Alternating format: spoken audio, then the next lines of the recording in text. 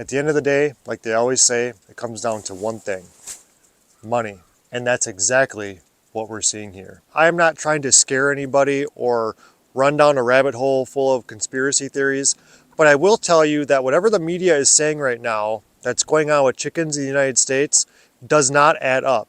Let me explain. I've raised a lot of egg-laying chickens over the years, and I've raised hundreds of meat chickens over the years.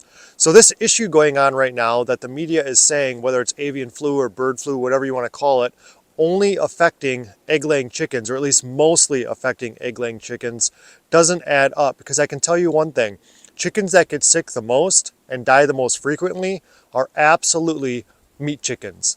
Meat chickens as in the Cornish cross, the birds that we all eat when we go to the store and purchase chickens. We're not there purchasing American breasts or Freedom Rangers. No. That's not what the industry raises. The industry raises meat chickens in a closed environment that's absolutely disgusting, filled with tons of gases and ammonia because they have no access to air and sunlight. They're raised in very inhumane, hospitable, awful conditions. And even when Cornish cross meat chickens are raised in great conditions like we do here behind me, in open grass, sunshine and fresh air, they still have a much higher death rate than egg layers. So the fact that this disease or whatever is going on is mostly affecting chickens that lay eggs, even though they're not in a great environment either. I understand they're in a small cage and unnatural lighting and no fresh air, but either way, their genetics are generally much better and they're much better overcoming diseases than meat chickens.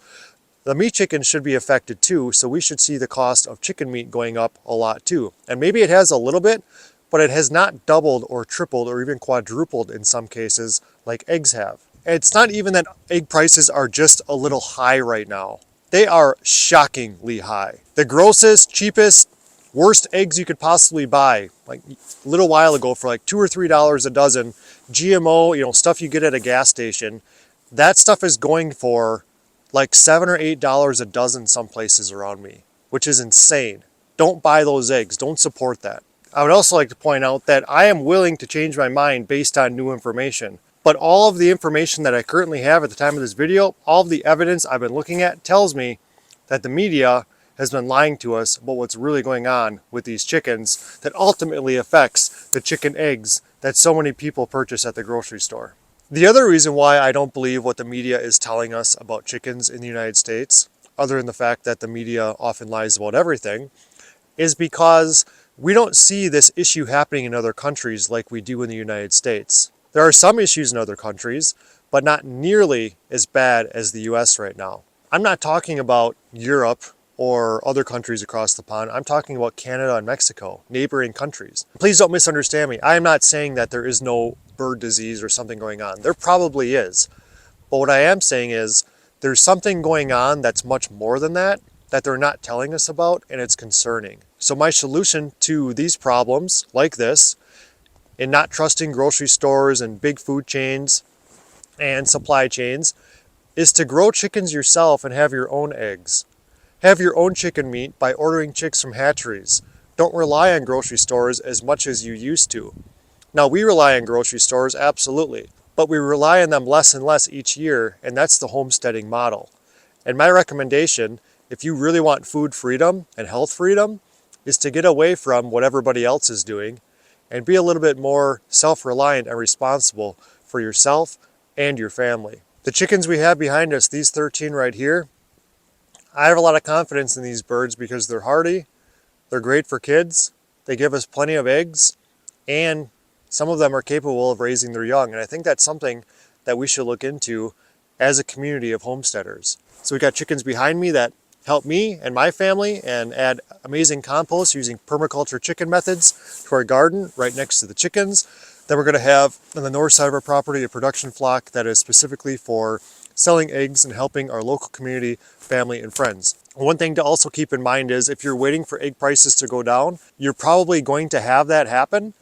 But I also think of eggs as gas. It's going to go up, it's going to go down. It's going to go up, it's going to go down. Something's going to happen to cause the egg prices to go up. Something will fix it. They'll go down for a while. They're going to go back up. But if you want to not ride that roller coaster and just have a smooth sail as far as having consistent prices for your eggs, the best thing you can do is raise your own. Some other information I found out about when it comes to this egg shortage. Of course there's an illness going around with these egg-laying chickens, but unfortunately the government has decided to eliminate all of the chickens that are on one single farm, even if only one chicken is infected.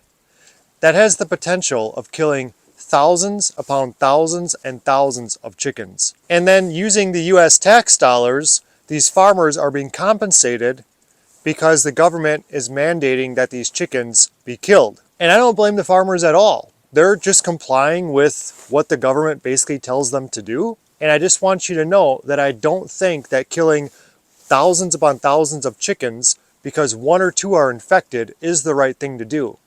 We should be looking at the chickens that are not infected because they have natural immunity perhaps, and use those genetics to pass on to the next generation. The other bit of information that I'm going to share with you is also very disappointing, and I'm going to put the link to the article down in the description below so you can read it for yourself, and I'm sure it's going to explain in much more detail than what I'm about to do. At some point in January, according to what I've read and researched, the government gave a grant to a vaccine company worth $590 million, and the grant went into research and development in hopes of finding a vaccine that would help these chickens cure this flu. I don't want to get into politics or vaccines on my channel. That's not what this platform is for. So please don't even mention that stuff down in the comments. I don't have a problem with people getting their animals vaccinated. You can do whatever you want. People can choose to eat animals that have been vaccinated or eat animals that have not been vaccinated. It's a personal choice. It's health freedom. What I do have a problem with is the government telling us that we need to get our chickens vaccinated. That is 100% up to the farmer, not the government. And what's most concerning about all of this is it may not just affect big chicken farmers that sell on a commercial scale of thousands upon thousands of chickens. What this might actually start doing is affecting people like us. If you've got a small backyard flock of 15 to 20 hens, and I've got what I'm going to be having this summer of between 60 and 70 hens, that's very concerning if we're being told what we need to do with our small backyard flocks on our homesteads.